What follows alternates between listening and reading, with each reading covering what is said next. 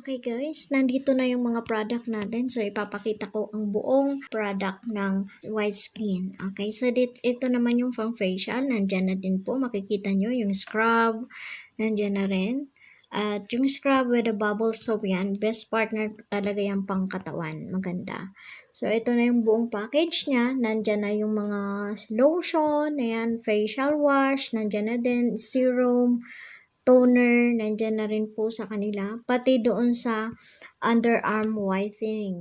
Good morning guys! Ayan, nandito naman tayo sa aking channel, Bicolana Mix Vlogger. Ayan, so kung hindi pa kayo nakapag-subscribe, i-subscribe nyo na ang aking channel. And i-like nyo at mag-comment kayo dyan para alam ko na dumalaw kayo sa channel ko. Ayan, so guys, for today, ang gagawin natin is magkakaroon tayo ng tutorial on how to do the facial cleansing. I'm using my new product for today. Okay, so this is intensive whitening toner at saka yung intensive whitening serum. So, dalawa sila guys. Itong dalawang to ang aking gamitin for today. So, para makita natin yung effect niya. Although mayroon siya, i-clip ko na lang sa video na to kung ano ang napapaloob ng package niya. Okay, so this product is by White Skin by Manjuns. Ayan, so this is for free na binigay sa akin para for a trial. So, yung lahat ng mga beauty products na ini-endorse ko naman is ginagamit ko muna bago ko ipagamit sa mga clients ko. Kung pwede ba to sa mga may skin allergy. Magbibigay ako ng kunting brief tungkol sa mga products. Okay, sa una-una kong tinitingnan talaga sa product is kung ano ang napapaloob dito. Kasi baka may mga harmful ingredients na mag-e-interact sa skin ng clients na. Importante po yun. Okay, to avoid problems. Kaya mamaya nakasuhan ka pa, di ba? So may mga ganong cases talaga, especially kung ang mga clients mo is masisilan sila. Okay, so unang-una tinitingnan ko yung napaloob kung ano yung ingredients. Ito naman pong intensive whitening serum, ang kanyang ano naman is natural ingredients. Mayroon lang siyang mga water, rose water, sugar cane, tapos yung especially vitamin B3, vitamin C, and vitamin E. Then mayroon siyang hazel extract for the fragrance. So this is natural, okay? So next naman is at ating namang ingredients, same with the toner, ang serum. Mas maganda kasi na natural lang ang ingredients. Okay? So, hindi matapang. So, ito, kaya sabi ko, sige, I'll take it. Tapos, gagamitin ko sa skin. So, this is, ginamit ko siya for almost 3 weeks. Ayan. So, nakita nyo, bawas na yung toner at yung serum. It has a natural effect. Okay? Hindi yung lechon yung skin na pulang-pula, but it's natural white. So, yun ang effect niya. So, for today, bago natin gamitin itong dalawang product na to, so we need to clean our face. So, ngayon umaga, kasi hindi pa ako naghihilamos. So, first, ang gagamitin natin is ito. So, matagal kong gamit itong Derming Cleansing Milk with Honey. Okay, so, malapit-lapit na maubos. So, ito yung first natin na ilalagay sa ating mukha para maalis yung mga dirt. Gaya ng alikabok, di ba? Kung galing ka sa, sa labas, maalis yung mga alikabok na na-expose ka sa labas. Ang gagawin natin, maglalagay lang tayo dito ng konti. Ayan, konting-konti lang. Tapos, ilalagay natin siya ng paganyan. 1. So, that's a T. Okay. Then, massage. So, it's better to massage your face and a circular motion, guys. Okay. So, especially pag aging na tayo, kailangan natin alagaan din ang ating mga skin. Okay. So, to avoid sagging. Yung nagsasag na siya. Kasi, syempre, pag tumatanda na, nagkukulubot ng skin. Kung gusto mo na lagi kang bata, so alagaan natin ang skin natin. So, stop using those harmful ingredients ng mga products. So, better use yung mga natural ingredients lang para hindi tayo naaapektuhan yung ating skin. Kaya nga gumagamit tayo dito para mag-rejuvenate ang ating skin. Nagiging milky na siya, niya, dumidikit na dun sa cream yung dumi. Ayan. Okay, so yan. Diba? So, yung ring finger kasi, mostly nakita nyo naman sa nag-facial. Yung mga past videos ko regarding my facial routine, ganyan. So, I'm only using my ring finger na, to massage. Okay? So, ayan, ganyan. So, ayan na. Milky na siya. Then, after this, kailangan natin siyang alisin ng wipes. Magwa-wipes tayo, guys. Ipakita ko sa inyo how to clean our face first before applying the facial scrub itself. Okay? So, aalisin na natin siya ng tissue or wipes. Okay? So, this is our wipes. From here, up. Okay? Para nalilift yung mga skin natin. You see? Nasa loob lang tayo ng bahay niyan, di ba? Okay. So, this one. Pataas. Okay, para yung mga wrinkles natin, mababanat. Kasi pag aging na, di ba? So, mababanat yung mga wrinkles natin. And this one. Okay. Okay, so one more time. Para maalis natin ng maigi. So, isa pa. Kung water yan, ibabanlaw natin ng maigi. Pero mostly, especially, kung nag-office work ka, maganda po itong cleansing cream na with honey. Maganda po siya. Lalo pag mga working, pagod sa bahay, ayaw na maghilamos, mas maganda po siyang pangtagal ng mga makeups. Okay? No need to wash your face. Just the cream itself and then wipes. Okay? Ayan. So, pwede natin. You see? Ayan. Yan ang mukha. So, dito naman kasi, sa scrub naman, pagdating sa scrub, wala po akong ibang brand na ginagamit sa facial scrub ko. I only use St. Ives talaga. Okay? So, itong St. Ives kasi, matagal ko na itong ginamit. This the day that started my facial spa.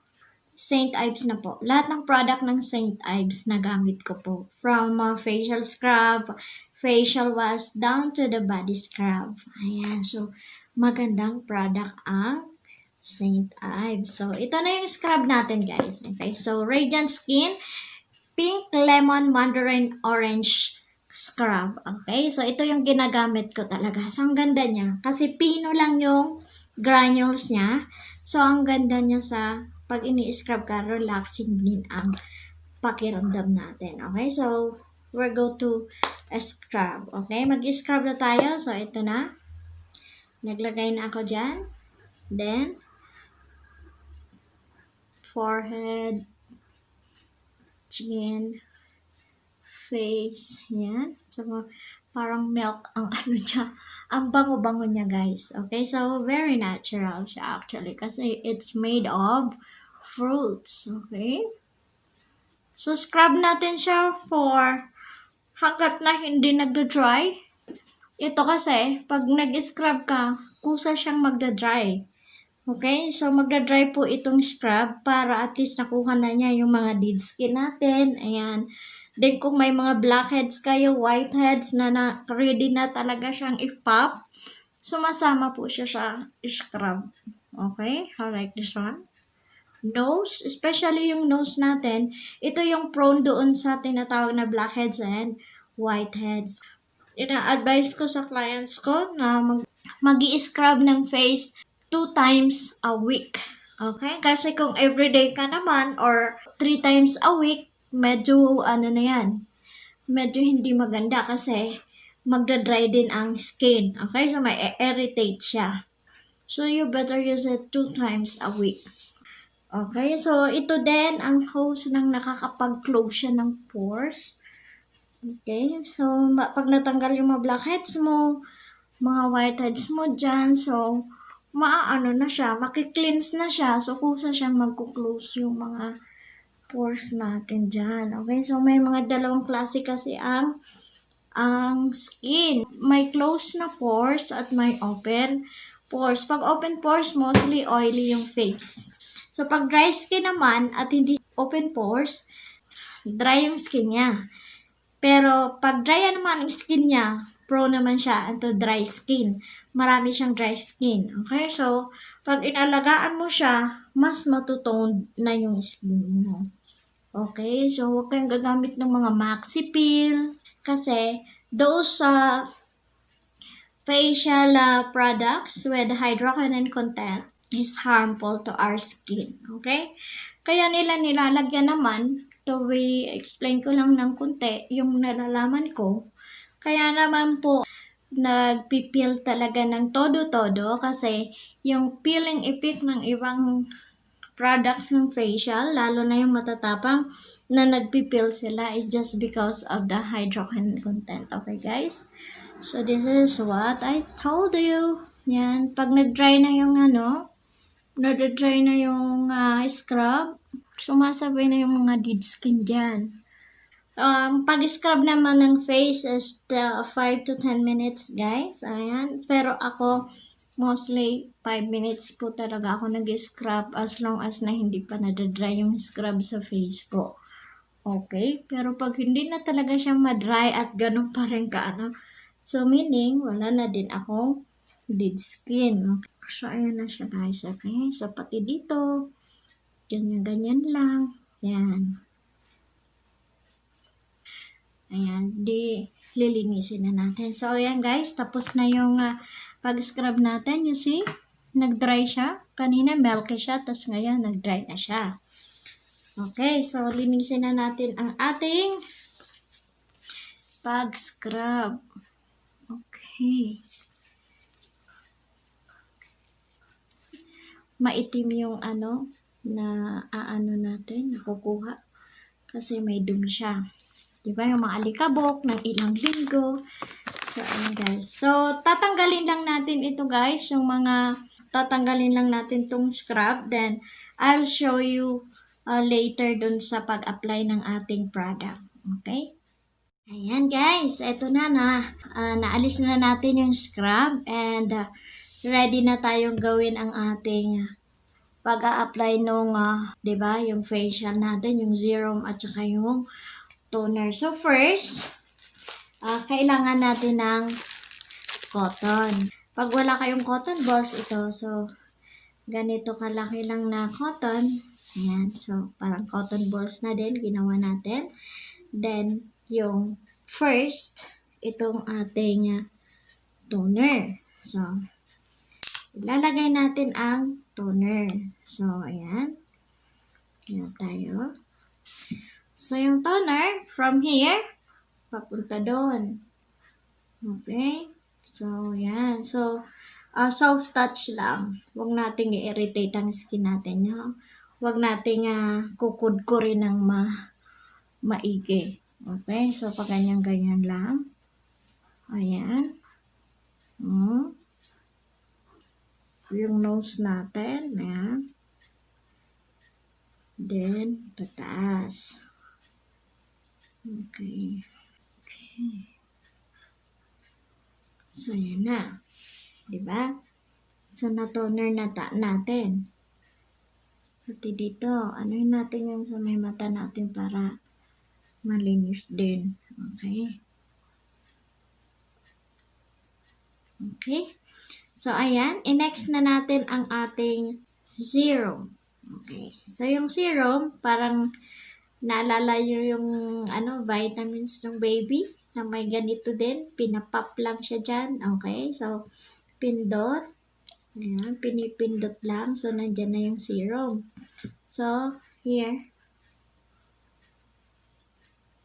Okay.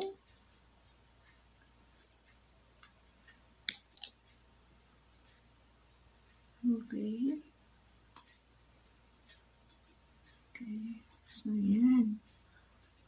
Okay. So, yan. Ito ganyan. So, kusa siyang magtutuyo mamaya. Okay.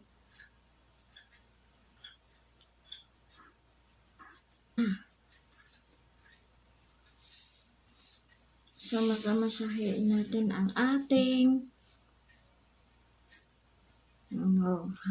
face. So, nakaka-relax to, di ba? Relaxing. Lalo pag iba ang nag-facial sa'yo, ay, naku, matutulog, no? So, ayan na guys. So, kusa po siyang matutuyo. Ayan na yung ating in-apply. So, ayan. Kusa siya pong matutuyo. Ayan. Okay. So, guys, tapos na natin ang ating routine para maipakita ko sa inyo paano gamitin on how to apply our new product of White Skin. Okay, so bagong product to ng White Skin by Mentions. Okay, so thank you to my sponsor guys. Ayan, maraming salamat sa sponsor ko nito.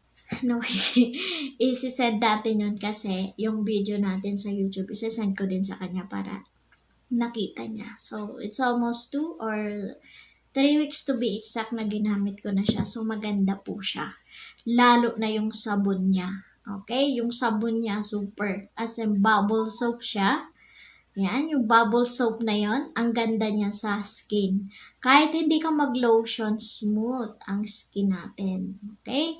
At saka, intensive whitening din ang kanyang soap. Pag tuloy-tuloy mo siyang gamitin in a span of 1 month, ma-achieve mo ang gusto mo, kinis ng skin, malakoryana, sabi nga nila, di ba? Yun yung uso ngayon. So, one more thing na tips ko sa inyo, lagi nyong tatandaan na kung bibili kayo ng mga facial products, always, tingnan nyo palagi ano ba ang mga ingredients nito. Harmful ba? Natural ingredients ba? Titingnan nyo yan kasi kahit wala kayong allergy, pag na-irritate kayo sa tapang ng gamot, it will cause ng pagkasunog ng skin mo, pagkasugat ng skin mo. Okay, so, ayan guys, maraming salamat sa inyong pag-subaybay sa aking channel.